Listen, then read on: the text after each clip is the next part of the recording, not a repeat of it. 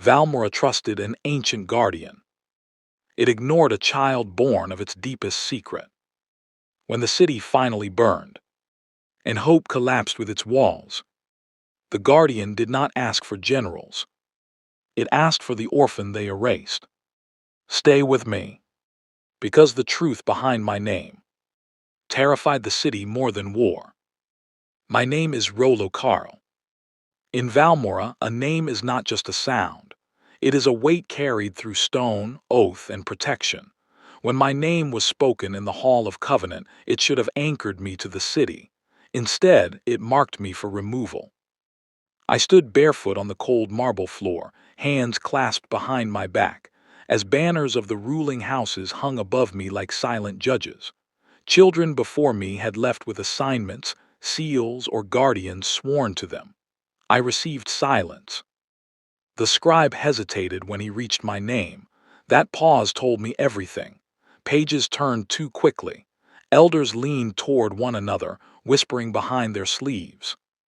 Rollo Carl, the scribe said again, uncertain. The high elder did not look at me. No bloodline record, he said calmly. No claimant, no oath tied to his birth. I waited for the next words. There are always next words. Unbound, he declared.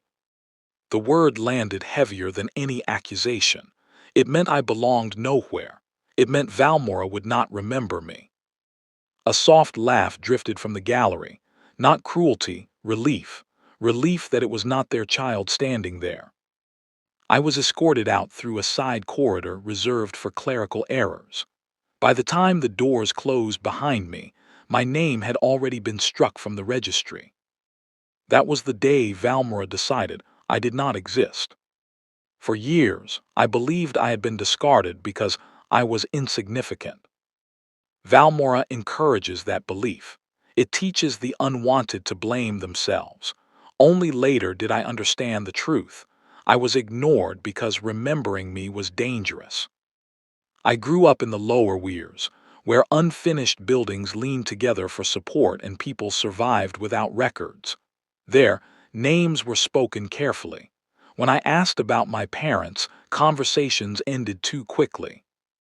An old dock mechanic finally said what others would not. Your father asked questions the council didn't like, he muttered, eyes fixed on his hands. Questions about the city's foundations. My mother's name made people quieter still. She had worked beneath Valmora, maintaining systems older than the council itself. Not politics, no command, balance. I found proof years later in a sealed infrastructure ledger hidden behind a collapsed archive wall. My parents were not administrators. They were custodians, keepers of the covenant that bound the city guardian to Valmora. They existed to ensure no one controlled it. Men who hunger for power do not tolerate safeguards. My parents vanished within a single season. Officially, it was an illness. Unofficially, everyone knew better. Erasing me was not mercy. It was a cleanup. By removing their son, the council ensured the covenant would have no living witness. They thought the past had been buried. They were wrong. Being unbound does not kill you in Valmora. It teaches you efficiency. I learned early that anger wastes energy. So does hope that depends on others. I worked where names were unnecessary, night repairs, dock hauling, wall maintenance during storms when visibility dropped low enough that mistakes became fatal. I was paid in meals, sometimes in silence, often in nothing at all. I watched the city from below. I learned which streets emptied first during unrest, which bridges sang before collapsing, which watch rotations failed when commanders slept too well. Valmora had patterns. No one in power noticed them because patterns live where people don't look. When I was old enough, I joined border auxiliaries under borrowed registry marks. They didn't ask who I was. They asked how long I could stand, how well I listened, how fast I adapted. I learned urban combat without ceremony, how to retreat without panic, how to advance without wasting lives, how fear spreads faster than orders. I studied old maps others dismissed. I memorized forgotten tunnels, load-bearing districts, streets designed to collapse under siege rather than hold. Years passed this way. Quietly, deliberately, I became something Valmora never intended to create. Someone who understood it better than those who ruled it. The city noticed me a year before the war. I was repairing a signal relay along the inner wall during a storm that bent iron and tore banners from stone. Rain blinded me. Wind howled through fractures older than any record. That was when the pressure changed. Not on my body, on my awareness. The ground steadied beneath my boots as a failing support beam shifted back into alignment. The relay stopped flickering. The wind curved, just slightly, away from the exposed section I was standing on. It lasted seconds. Then everything returned to normal. No voice spoke. No vision appeared. If I had not been alone, I would have doubted myself, but I knew what I had felt. Attention. From that night on, small things followed me. Doors held longer. Collapses happened just after I cleared an area. Routes opened when they should not have. I told no one. You don't announce moments like that unless you want them taken from you. I didn't know what was watching me. I only knew it remembered my parents. And it had not forgotten me. Valmora did not rot overnight. It softened first. From the lower weirs, I watched the council rule through distance and ritual. They spoke endlessly of tradition while quietly redirecting resources toward districts that flattered them. Outer watch posts went unmanned. Emergency routes decayed. Repair requests vanished into archives no one reopened. All of it was justified with the same phrase. The city guardian will hold. Why invest in preparation when ancient protection had never failed? Why train militias when the ground itself would rise if danger came too close? The guardian became a convenience instead of a covenant. I saw the cost in small ways at first: supplies delayed, patrols shortened, commanders promoted for loyalty instead of competence. When unrest stirred, the guardian calmed streets before consequences could reach those responsible. The elders learned the wrong lesson. They believed protection was permanent. They stopped fearing failure. Corruption thrives when accountability sleeps, and Valmora sleeps well beneath borrowed safety. I understood then that the guardian was no longer a shield. It was a crutch, and cities that lean too long forget how to stand when it breaks. I discovered the truth about my parents by accident, buried where no official ever searched. Behind a collapsed archive wall lay an infrastructure ledger sealed before the current council ever ruled. My father's name appeared there, not as an administrator, not as a commander, but as a custodial engineer assigned to foundational systems, tied directly to the Guardian's covenant. My mother's name followed his. She was listed as a balancing authority, someone whose role was to ensure no single body, council, or elder could monopolize the Guardian's protection. Together, they existed to limit power, not wield it. That made them dangerous. When the council realized the Guardian could be influenced through ritual and seal, my parents objected. Not loudly, not publicly. They warned of imbalance, of reliance, of erosion. Warnings are threats to those who profit from comfort. Within a season, both names vanished from public record. Their deaths were recorded as illness. Their son, me, was classified as unbound to prevent future claims. The covenant lost its safeguards. The council gained control. And Valmora began walking toward a war it no longer knew how to survive. My real training didn't happen in Valmora. It happened beyond its borders, where protection was earned and mistakes were buried without ceremony. I joined contracted militias under false marks, moving from frontier skirmishes to city-adjacent conflicts where order collapsed quickly. These were not heroic campaigns. They were messy, desperate, and unforgiving. Leaders who chased glory died early. The rest learned restraint or followed them. I learned how wars actually function, how supply lines mattered more than swords, how panic killed faster than steel, how cities fell not from invasion, but from exhaustion and miscommunication. I watched commanders lose entire districts because they refused to retreat for pride's sake. I never repeated their mistakes. I trained in evacuation logistics, urban choke point defense, and coordinated withdrawal. I learned to read crowds the way others read maps. When violence came, I stayed where pressure was highest, not to dominate but to stabilize. I didn't fight to win. I fought to prevent collapse. That difference saved lives. And slowly, without knowing it, I was becoming exactly what Valmora would one day need.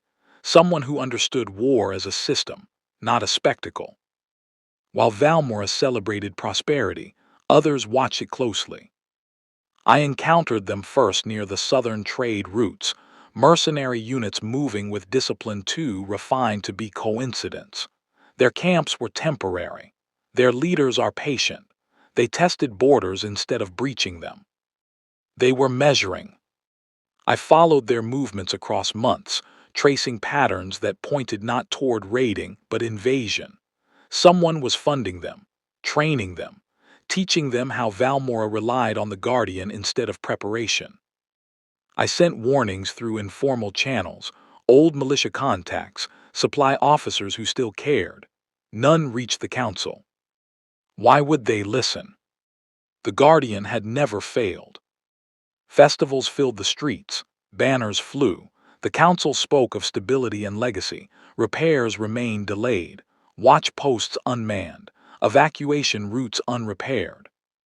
Valmora trusted a protection it no longer understood. And beneath the stone, something ancient watched the city forget the terms of its survival. The war did not announce itself. It arrived disguised as an error. A southern border relay failed at dawn, no alarm, no distress flare. By midday, 2 supply convoys missed their arrival windows. The council labeled it weather interference, administrative lag, minor disruptions that required patience, not action. I stood on a high-maintenance walk and watched smoke rise where no fires were scheduled. That night, a watchtower on the outer rim collapsed inward, not from siege engines, but from precise sabotage that severed its supports before anyone noticed. No enemy banners, no demands. The council addressed the city by lantern light, voices calm and rehearsed. Localized disturbances, they said, contained. The city guardian stirred for the first time in years.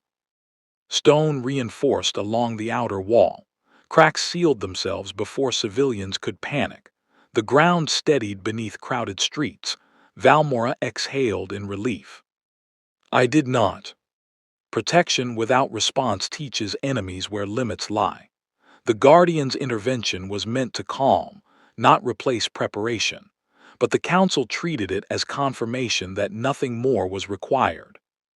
That was the moment the war truly began. Because somewhere beyond Valmora's borders, patient men learned exactly how much the city would ignore before it was forced to scream. 3 more incidents followed within the week.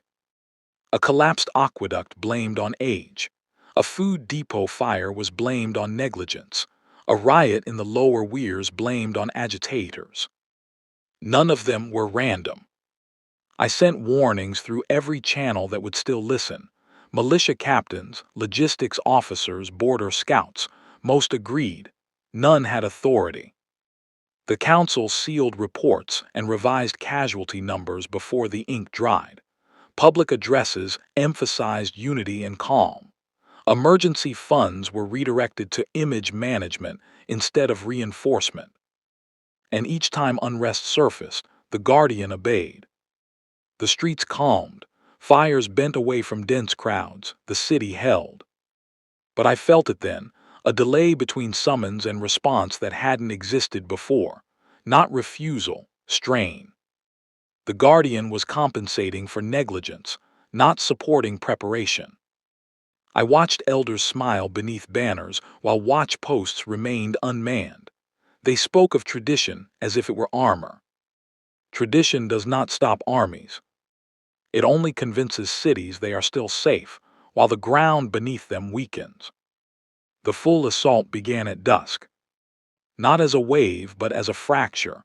Multiple districts struck within minutes, each hit timed to exploit the city's slowest responses. Saboteurs cut signal lines. Fires bloomed where evacuation routes narrowed. Panic outran command before orders left the bastion. Then the bells changed. Not warning bells. Invocation bells. The city guardian was summoned openly, its presence rolling through Valmora like a tide felt beneath stone. Walls reinforced in real time. Collapsing streets held long enough for families to escape. Fires curved away from crowded squares as if guided by an unseen hand. The city cheered. From the rooftops, I watched the Guardian rise higher than it ever had during my lifetime, responding fully, decisively, obediently. The council stood before the people and promised this would be the last time fear touched Valmora. They ordered no counteroffensive. Let the Guardian work, they said. And for a few hours it did. But victory achieved without effort teaches the wrong lesson. While the city celebrated, enemy units withdrew in perfect order, leaving behind just enough destruction to measure the Guardian's reach. I understood then what the Council refused to see. This was not the end of the war. It was the enemy learning how much Valmora depended on a single breath. The Guardian fought through the night. It reinforced the inner wall, stabilized 3 collapsing districts, and held a failing bridge long enough for thousands to cross. Each act saved lives. Each act cost something unseen. By dawn, the damage was contained. The council declared success. Crowds gathered in relief, praising ancient protection and renewed faith. Elders spoke of resilience and destiny. No one spoke of preparation. I felt the change beneath my feet. The Guardian's presence no longer pulsed evenly through the city. It surged in bursts, strong, then thin, like a heart working beyond its limit. Summons took longer to answer. Reinforcements arrived seconds late. Seconds mattered now. The council invoked again within hours, demanding more shields, more silence, more proof of control. The Guardian answered. But it answered weaker. Standing in a ruined quarter, I watched survivors pick through stones that should never have fallen. The Guardian had saved Valmora. But it was no longer protecting it. It was carrying it. And carriers eventually collapse. The second wave did not wait for Valmora to breathe. It came at dawn with a discipline the first assault lacked: coordinated breaches, internal sabotage, and feints designed to pull the Guardian in opposite directions. The city answered with bells and seals, and the Guardian rose again. It obeyed, but obedience no longer looked effortless. Where stone once hardened instantly, it now creaked before holding. Where fires once bent away cleanly, they hesitated, licking rooftops before retreating. The city held, but it did so like a body fighting infection with a fever that would not break. The council demanded more. They issued overlapping commands through ritual marks that pulled the Guardian's attention thin. Each elder sought to secure their favored district first. No one coordinated. Everyone assumed protection was infinite. It wasn't. I watched a market street buckle while the Guardian reinforced a ceremonial avenue 2 districts away. Civilians screamed as choices were made without voices. Survival became uneven, and uneven survival breeds panic. By nightfall, Valmora had not fallen. But it had learned something worse than fear. It had learned that protection could be late. Meetings turned into accusations. Behind sealed doors, elders shouted over maps stained with ash and sweat. Blame moved faster than strategy. Some demanded full control of the Guardian. Others accused rivals of overuse. None admitted negligence. Ritual seals were invoked again. The guardian answered. Weaker. A junior scribe whispered the word bleeding when he thought no one could hear him. He was dismissed that same hour for undermining civic morale. Publicly, the council promised calm. Privately, they hoarded resources, redirecting defenses toward districts tied to their own families. Outer quarters were labeled acceptable losses. The city noticed. Trust thinned alongside the shields. That night, the Guardian failed to answer a minor summons for the first time in Valmora's recorded history.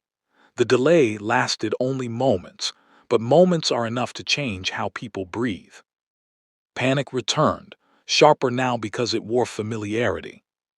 Valmora was still standing, but its leaders were already preparing excuses for when it no longer would. Hope doesn't vanish all at once. It thins quietly until people notice they are breathing differently. The western quarter fell before noon, not to overwhelming force, but to exhaustion. The Guardian answered the summons their last, stretched thin by too many competing commands. Streets collapsed in sections designed to fail during siege, and civilians ran without guidance because the evacuation routes had never been repaired. I moved with them, pulling people through alleys the council had forgotten existed. We lost ground we never should have defended and saved lives we never should have risked. The difference mattered. Above us, the Guardian struggled to choose. It reinforced a bridge while a housing block crumbled 2 streets away. It held a gate while a hospital roof caved. Protection became triage, and triage is where faith goes to die. Crowds stopped cheering when the bells rang. They listened instead, counting seconds, watching for delays. Fear changed shape. It wasn't loud anymore. It was focused. That night, families packed what they could carry. Merchants shuttered without orders. Soldiers began choosing which commands to obey. Valmora had not fallen, but it had stopped believing it could not. The bells rang again at dawn. This time, nothing was answered. Not immediately, not reassuringly. Silence spread across Valmora like frost. Elders repeated the invocation, voices cracking as ritual seals burned brighter than they ever had. The city guardian stirred, but did not rise. When it finally spoke, its presence felt thinner than memory. I cannot continue, it said. The words landed heavier than any explosion. Panic surged through the bastion. Elders shouted commands that no longer mattered. Someone dropped to their knees and begged aloud. You are bound to us, the High Elder cried. You must protect Valmora. The Guardian's response carried grief, not defiance. I am bound by covenant, it said, and the covenant is broken. The bells fell silent. Outside, the city held its breath, not in hope but in understanding. Valmora had reached the edge where ancient protection ended and consequence began. And something long ignored was about to be remembered. The council gathered in the inner sanctum, voices low and desperate. They tried again. New seals, older rites, promises spoken with shaking hands. For the first time, they offered reform before protection, as if words could reverse years of neglect. The city guardian did not rise. I will not continue, it said, and this time there was no weakness in its refusal. The chamber froze. You would let the city die, an elder demanded. I will not be used to preserve what broke the covenant, the guardian replied. Its presence pressed against the stone, steady now, resolved. Bring me. The one you cast aside. Confusion rippled through the elders. Who? Someone whispered. The guardian did not answer with a name. An orphan, it said. Unbound, ignored. I noticed him 1 year before the war. Panic replaced anger. Records were demanded. Archives reopened. Names long buried were dragged into the light. Children once dismissed became suddenly valuable. Outside the bastion, Valmora burned without guidance. Inside, the council realized something worse than defeat. They had erased the very safeguard meant to save them. The search began in chaos. Scribes tore through registries that hadn't been touched in decades. Clerks ran between vaults with armfuls of dust-choked ledgers. Names were spoken aloud for the first time in years. Orphans, laborers, children declared administratively irrelevant. None fit. The Guardian waited. I felt the shift from the far edge of the city, not as a command but as alignment. The pressure I had known before returned, steadier this time. Guiding rather than watching. I didn't hide. I moved. When the envoys found me near the collapsed western quarter, they did not recognize my face or my history. They only knew the description the Guardian had given them. Unbound. Ignored. Alive. They addressed me as stranger. I followed them through streets still burning, past civilians who did not know they were watching the hinge of their survival. The Guardian did not speak as I entered the bastion. It didn't need to. It already knew I was coming. They brought me through the bastion gates under guard, but not as a prisoner. As a question. Inside, the council stared at me as if the city itself had walked in wearing a human face. No one spoke my name. No one asked. They were afraid of what a name might unlock. Outside, Valmora burned openly now. Districts fell without bells. Civilians moved on instinct instead of orders. The Guardian remained silent, its refusal hanging over the city like a held breath. "Can you stop this?" the High Elder asked finally. I didn't answer her. I turned to the map. Their defenses were wrong, their priorities inverted. They were still protecting symbols instead of people. I pointed to the western artery, then the southern supply spine, tracing routes the council had never bothered to memorize. "If you hold these," I said, "you survive the night." No title, no authority. Just necessity. The Guardian stirred faintly, not rising, not shielding, but listening. That was enough. They did not thank me. They did not question me. They followed. I didn't stay in the bastion. I went to the front. That unsettled them more than any speech could have. Leaders do not bleed beside soldiers unless they mean to change something permanent. The fighting was brutal and close, streets choked with smoke, commands shouted until voices broke. I didn't fight to dominate, I fought to stabilize. When panic surged, I slowed it. When momentum turned, I redirected it. The Guardian responded only when I moved. When I ordered a stand, a stone held beneath us. When I called retreat, fires bent long enough for civilians to escape. It did not protect Valmora broadly anymore. It answered me. By dawn, the enemy's advance stalled, not stopped but blunted. Supply lines frayed. Morale cracked. For the first time since the war began, Valmora pushed back with intent instead of hope. No one asked who I was. They were too busy surviving because of me. Wars do not turn on courage. They turn on logistics. Once the enemy realized the Guardian was no longer shielding Valmora indiscriminately, their confidence faltered. They had planned for a city dependent on ancient protection, not one guided by adaptive resistance. I targeted their assumptions. Supply convoys vanished along routes they believed secure. Urban chokepoints swallowed entire units without spectacle. We let them advance into districts designed centuries ago to fail under weight, then sealed the exits behind them. The Guardian reinforced only what I committed to, nothing more. That restraint mattered. It forced Valmora to fight with intention instead of reliance. Militias coordinated. Civilians followed clear evacuation signals. Panic lost its grip when predictability returned. Inside the bastion, the council fractured completely. Elders argued openly over whose districts deserved priority. Some attempted to redirect Guardian summons without my knowledge. The Guardian ignored them. The enemy broke by nightfall, not rooted, not annihilated, but undone by miscalculation. For the first time since the invasion began, Valmora controlled the rhythm of the war. The enemy's final assault came before dawn. Desperation replaced discipline. They committed everything to a single breach, convinced that exhaustion would finish what strategy no longer could. I met them at the spine of the city. Orders moved cleanly now. Fighters knew where to stand and where to fall back. Civilians cleared through routes that had been repaired under fire.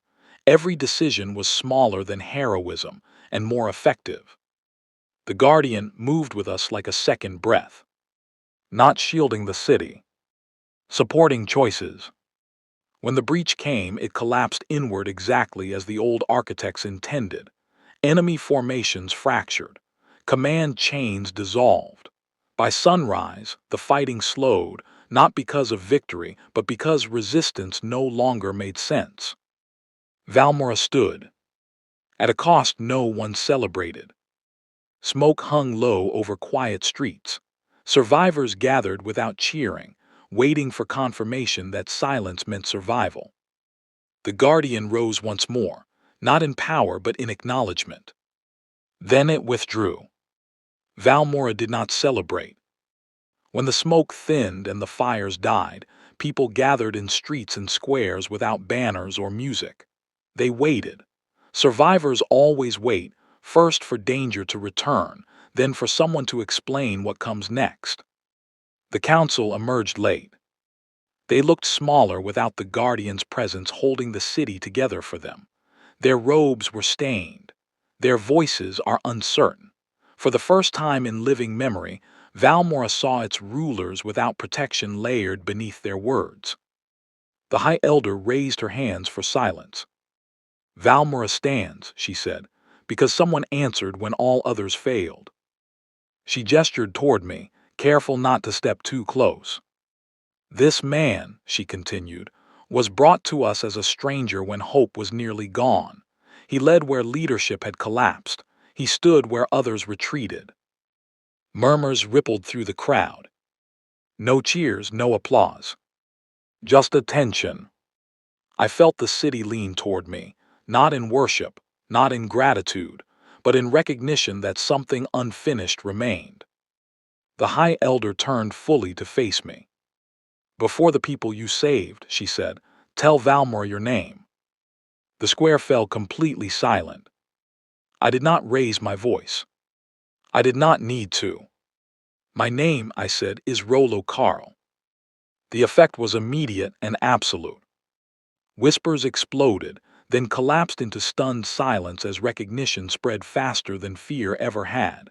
The elders froze. Scribes stopped writing. Faces paled as memory resurfaced all at once. Rollo Carl.